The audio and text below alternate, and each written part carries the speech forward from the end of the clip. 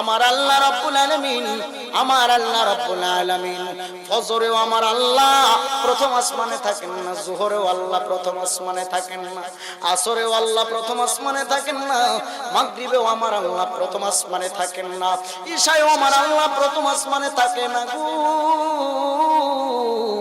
আমার আল্লাহ ফজরের আগ মুহূর্তে রাত 12টার পরে গভীর রজনীতে প্রথম আসমান থেকে তাকাইয়া থাকে।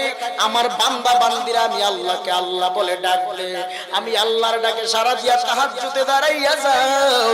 আমি আল্লাহ তোর জিন্দেগির গুনাহ মাফ করার জন্য প্রথম আসমান থেকে তোরে দেখতেছি। এরে বাবাজিরা, এই জন্য বলবো যেই কবরে তোমার আমার আপনজন কেউ থাকবে না, যেই কবরে নবী ছাড়া একটা সেকেন্ডের জন্য তোমার আমার আপন কেউ থাকবে না, ওই মায়ার নবীর মোহাব্বতের মালা গলায় লাগাইয়া জিন্দেগিটারে চালাও, তওবা করে নাও।